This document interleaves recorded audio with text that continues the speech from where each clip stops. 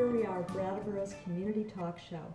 I'm Lindy O'Connell, and I'm very happy to have as my guest today Vlasta Popelka. Vlasta was born and raised in Czechoslovakia. In 1982, with her young family, she fled her homeland to come to America. It was a long and it was a difficult journey, and we're going to hear about that today. 18 years ago, after having been in America for a while, she settled in Dover and began working here at BCTV as our stellar operations manager, where she has kept the ship up and running, happy and on time ever since. And now she's retiring. We are going to miss her terribly. She acquiesced to be on the show at one last time, which I am so glad that she said yes to. I don't know how glad she is, but today we have Vlasta with us. Hi, Vlasta. Hi, Wendy. Thanks so for good. having me. Thank you so much for being on the show. You know Thanks. how much I wanted to have you on, and you did say yes. I did finally after so many years. So here we are, Now your story is unusual because for those of us who were born and raised in America, it's a very different story that we only knew about first, second, third hand, or historically growing up. But you were born in a town in what was Moravia and became Czechoslovakia. And can you tell us a little bit about what that was like growing up in a town? Strani is a very small town in Moravia, but Moravia is part of Czechoslovakia. At that time it was Bohemia, Moravia and Slovakia, and we lived in that town, which was the last one from Czech part, close to Slovakia. About 4,500 people, very close community. Everybody knows everybody. Mm-hmm. It's a part of the country which is very rich in folk and festivals and tradition, and we were brought up in that tradition, like all holidays and every Sunday going to church. The religion is Catholic. Most of people there are Catholic and very proud of that. And they, until this day, keep the tradition in costumes and a lot of singing and dancing and things like that. So a lot of the festivals are around the Catholic Church, Yes. and those kinds of rituals Yes. and that kind of thing, as well as old, much older and ancient traditions, I would imagine. That's too. correct, yeah. And so the costuming and all goes back centuries. That's correct. Yeah. And some of them are really very colorful and beautiful. Theater, was there much of that? Yeah, Yeah. people were not professional actors, but they have it as a hobby, and it was big promotion for them, for the whole town to go to see their performances. And so the people in the town, like families stayed. Yeah. And you knew each other, and your parents knew each other growing up, and your grandparents knew each other, and you knew your husband growing up. That's what happened. Yeah. That's a very close community, and the ties must be so strong. Yeah, sometimes it's good when everybody knows everybody. Sometimes it's not so good because it's like no privacy. It's like everybody is somebody's uncle, aunt, and the last names are very common and similar. So. It's like one big family. Yeah, but it sounds like it was pretty happy. Yes, it was. Yeah, but I have very good memories of childhood. It was very nice. And you grew up in the 50s and 60s, so you were under communist rule already when you were born, and then it was around fourth grade when the Russians came in? Russians came in 1968. I was 14, so that was the difficult time. We were watching Russian tanks going through town. But I was already in 9th grade. So you were pretty aware of it at that time? Yes, we were. Going back just a little bit, when you were growing up, grade school and all of that, were you aware of the climate, the political climate, or the cultural climate? It didn't affect younger kids as much as when we were older and trying to get to high school or colleges. Then when we realized that not being Communist Party member is very big disadvantage, and you can't get anywhere in your career without being a member. Did your family talk about the political climate growing up? A little bit, everybody did, because everybody was aware of that, that people who were Communist Party member have a lot of advantages. compared to people who were not. So in the town you were in, there were both communists and non-communists That's too. correct. And everyone still got along pretty much? Yes. Because you had blood ties that went way back, Yeah. for one thing. Yeah. I often ask people about the influences in their life, you know, and whether it was teachers or family members or, for you, what were the big influences? I think it was my dad. Yeah. My dad was born Jewish. He was Jew, and there were only 2 families in the whole town. And he went through Auschwitz when he was very young, like 21 to 23. And it's interesting that it influenced him to the way that he loved life. He appreciated everything what he could get after, and he was very positive, very optimistic, and very alive. And he kind of like gave that to his kids.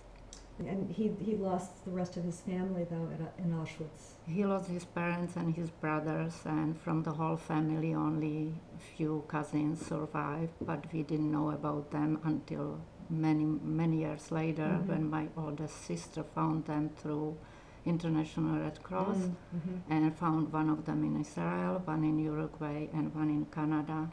And the one from Israel came to visit us in Czechoslovakia, and it was very, very special for my dad and for her. Oh, I bet. Yeah. And did he talk about it when you were growing up? He didn't when we were little. When we were kids, we just always asked him why he has that number on his arm, and he told us where he got it, but he didn't want to talk about that. When we were adults, he did. So he probably didn't want to traumatize us. So He was also interviewed, right? yes, in mid of 70s, Steven Spielberg hired agency I think in each country, and they interview all survivors from all Nazi camps, and they make interview, and it's stored in the library in Los Angeles. So that was the research Spielberg was doing for Schindler's List. That's correct. Yes, and did you know that at the time? Did your dad know? No, we didn't know. It happened when we were already. I found out about the foundation when we were already in the United States. Yeah. Before we left, I was a teacher in elementary school in the town, and one of my colleagues who taught history talked me into talking him into making like lectures for kids in 6th and 7th grade. So he started to do that, and kids appreciated it, and he was very touched with all the interest he got. So he did that for a few years. Yeah. You think that was helpful for him to be able to articulate it, talk about I it? think so. I think he was happy that young generation still is interested in what happened. Oh, right, yeah. So, And it wasn't all that long ago. That's the other thing. You know? yeah. No, I mean, it's a long time ago now. long time ago now. But especially when you were growing Yeah. up, you know, it wasn't that long before. But he was a happy person. He was. He was. Yeah. We called him Party Boy because he was. He had great adventure even with my sons, who took him to the disco party when he was like 85. So, Really? Yeah. That's so great. When you were a young adult, you got married, and you and your husband how did it come about that you decided to leave the country? We both got master degrees in our education, and In like- education, in for no, teaching? he was engineer. He was or he still is mechanical engineer. And like I said before, no matter how good worker or smarter you were, if you were not communist, you couldn't get far in your Right. education. That was the biggest part for him. And for me as a teacher, I was prohibited to go to church for like even Christmas mass to sing carol, because communist and religion didn't go well together. So that was one part, and second part was that we were not allowed to travel at all. So you need permission from employer, town office, and communist party to go somewhere for vacation. You needed visa for everything, and in order to get visa, you need all these approvals. So it never happened. So you felt kind of like in prison. Mm-hmm. So it just gradually became difficult. So, and we found out that people do that and they leave country and find some other country where it's more freedom. So we decided, basically he decided and I agreed. That you would leave the country. What was that process like? Wow, now it looks like adventure, but it was hard. So we were lucky or not lucky. We got visa based on my younger son illness. He had problem with asthma, and his doctor recommended that we stay at Black Sea in Yugoslavia. And Yugoslavia at that time was neutral, not communist, not capitalist. So it was easier to get visa to go to that country. So we did that, and we just crossed the border between Yugoslavia and Austria and asked for political asylum. We planned not to come home. We planned to stay in the Western Europe, but both my sons got sick and we returned. But we decided that we are not going to do that because they were too young and it's too risky. But after half a year, it starts again. So we tried to do it again, and this time successfully a year later. And how did you do it? What was your plan? It was actually very smart. We don't get into prison now because it's so many years ago.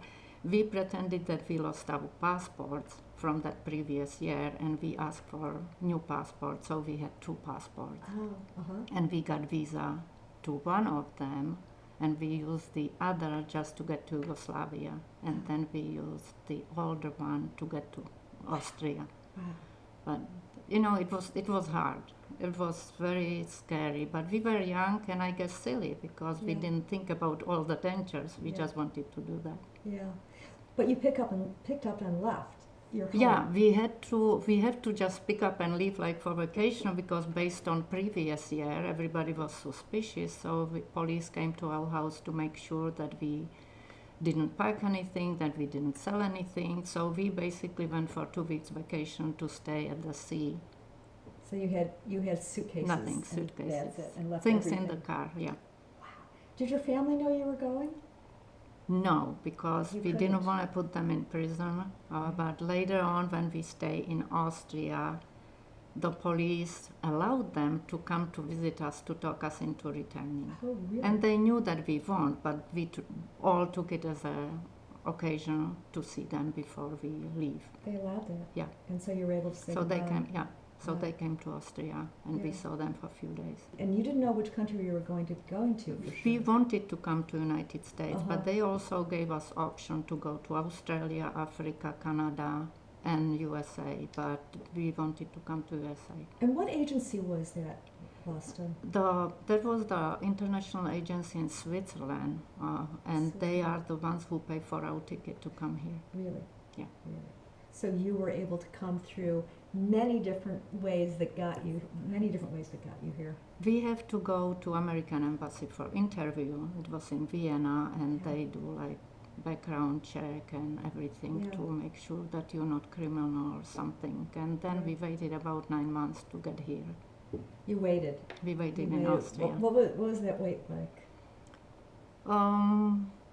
To think about it now, like long, great vacation. But to be there then, it was very nerve-wracking because we didn't know if we're going to be there 1 month, 2 months, a year. Yeah. There were families from Poland who were there for 2 years waiting for visa to get to any country. Because year before there was the big movement called Solidarność in Poland and many people left. Yeah. So they waited for placement to any country. There are organizations who help you through. There was an organization in Boston called American Refugee Help, and they help us to start. They found the apartment in Boston for us, paid for first rent. They gave us a dozen of eggs, 1 bag of hot dogs, and gallon milk, and that's how we started. Wow, and I know that so over the course of the next couple of years or more, you were trying to find jobs and getting the kids school, actually learning the language for one thing, getting the kids in school, and you getting used to a whole new environment as well. I have to repeat that because now it seems so adventurous, but it was hard. But like I said, you decided to do that, and you either swim or you drown. So luckily my boys were so young and they pick up language within a few months. For me and my husband was harder. Yes. We took English in high school, but we never used it. It was like, a few lessons here, few lessons there. So not to mention it was British English with totally different accent. So it was hard, but you always find people who are very nice and help you. Like we have the Reverend in Boston, in downtown Boston, who taught us English for free. Even gave us coffee and hot chocolate for kids. So we went there every single day and tried to learn as much as we could. I can't help but think, you were pretty much welcomed, it felt like, when you came to America. Yes, and we got were. a lot of help. And how different that is now.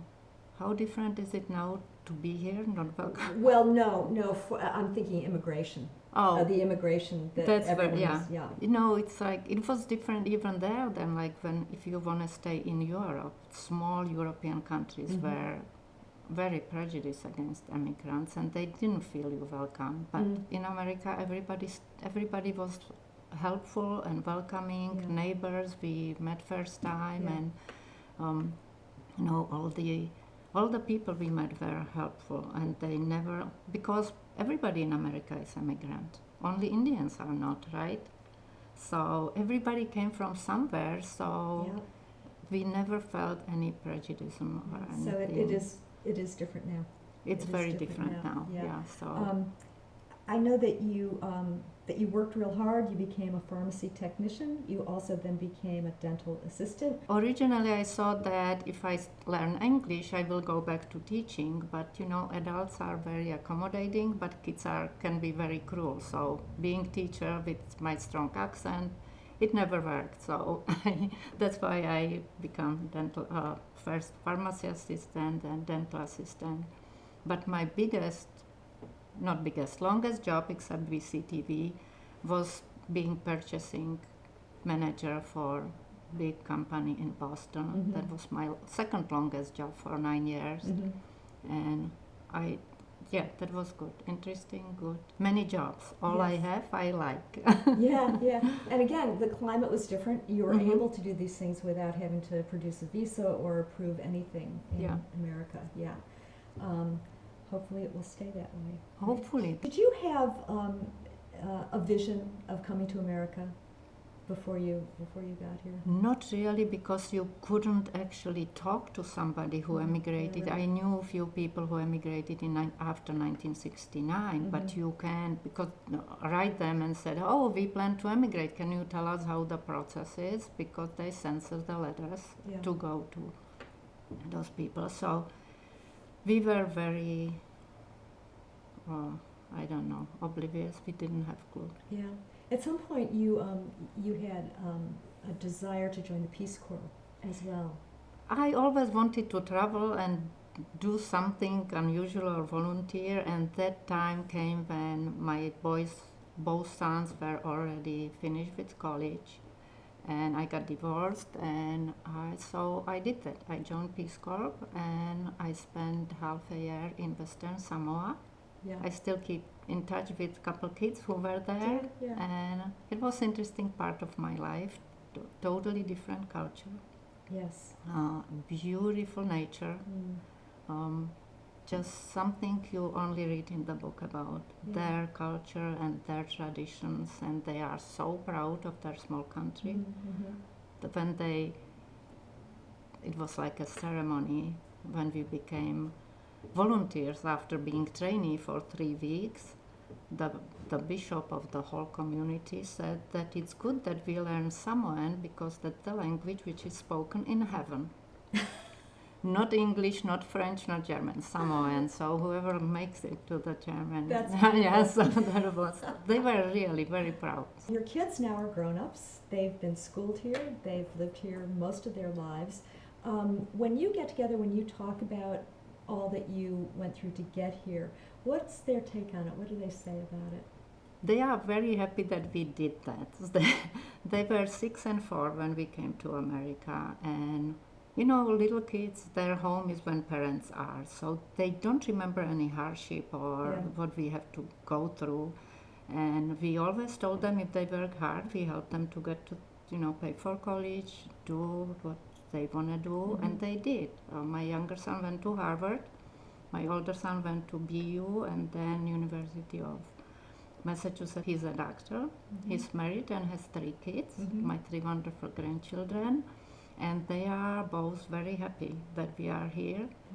So on our anniversary, most of the years, on our anniversary coming to America, they send thank you note to parents that they are glad that we are here. So, but they still, we go back home and they have a lot of friends and family there, so they still have ties with Czech Republic now, but they are like total Americans. Yeah, but they do have that familial connection, which is really wonderful, and the sense of the community that you and their dad grew up in as well, and relatives. Right? Yeah, my older son married a girl from the same town. Really? Yes.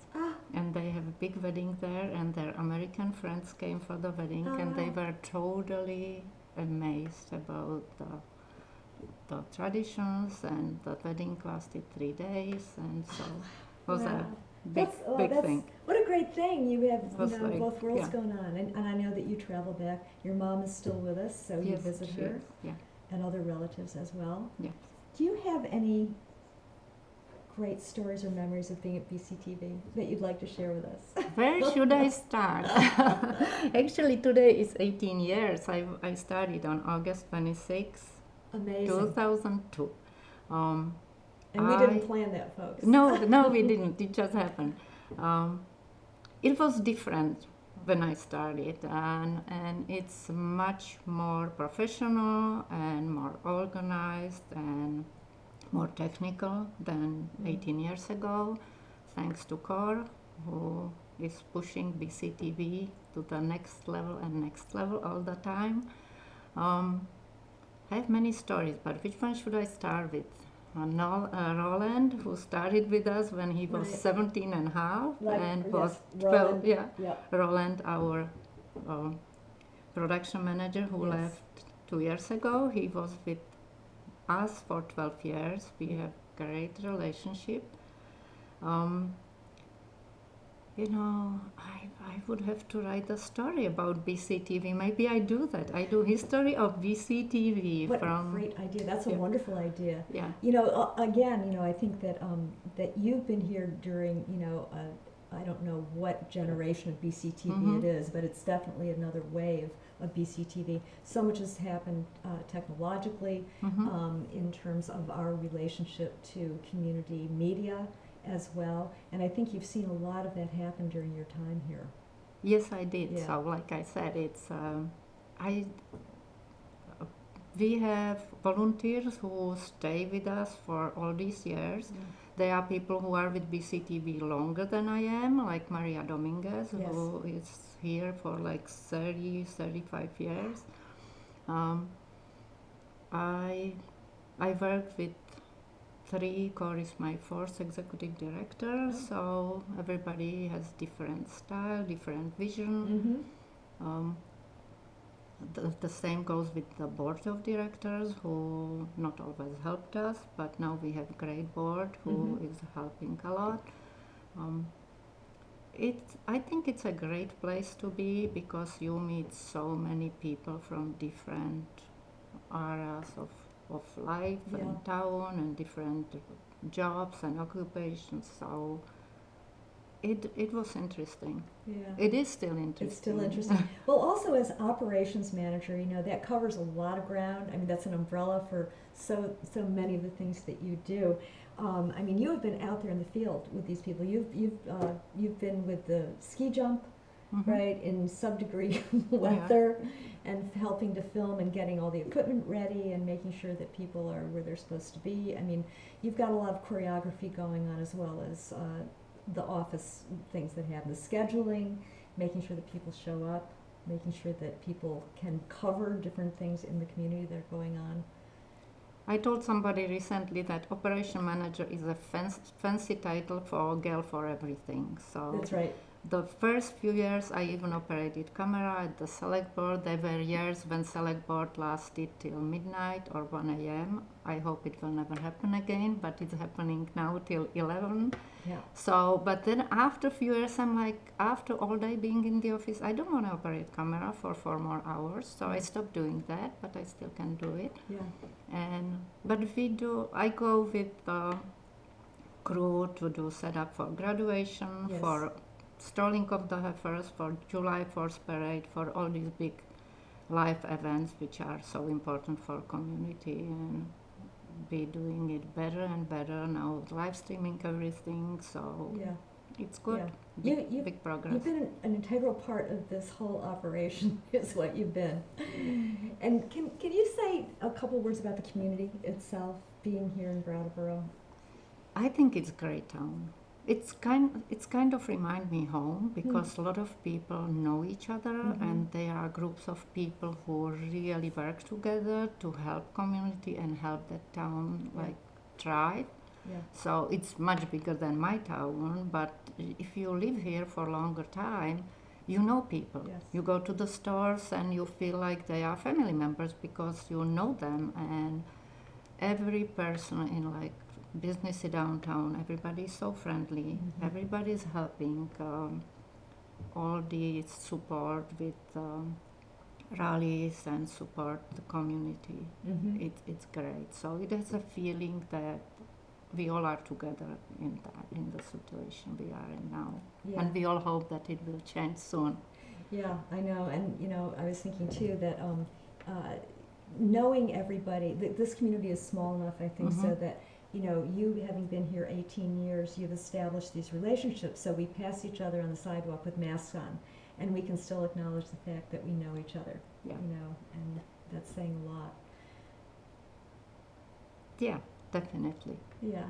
I think it's great that you have all these places who help. Library is a great resource. Downtown Alliance and all the support group they have. Yes. The radio stations, everywhere you look, there is a group of people who is very involved in the whole town. It's not like town manager's office or the municipalities. It's I think every group, the non-profit organization, they do a lot. Yes. So Yes. Well, as you have done a lot, Vlasta, as you have done so much for BCTV and the community, therefore, we are so happy that you are going to have a new future, maybe the Peace Corps, maybe a memoir of BCTV, we don't know. We'll see. My recent plan is just to spend more time with my mom, who I probably mentioned still alive, and she's 91, back in Czech Republic. So I plan to spend a few months with her, but I'm definitely not moving from Ara, so I'll be around. That's great. I come to visit. And we will see you. Yeah. I told Cor I cover vacation if she needs me. Nice. Nice. And I will definitely stop by to visit, because I will miss everybody, I know that. I know, and we will miss you. We But- will miss you. You will get new person who will be as good as I am, or probably better. We won't have Vlasta back though. Yeah. Vlasta, thank you so much. Thank you, Wendy. It Yeah. was a pleasure It to was do lovely this. having you on. Thank you. Yeah. Thanks to all of you for joining us today, and for being with us for Vlasta's show, and we wish her well. Please tune in again. We are a weekly show. We'll have someone else on next week, someone you might know. So tune in. Thank you.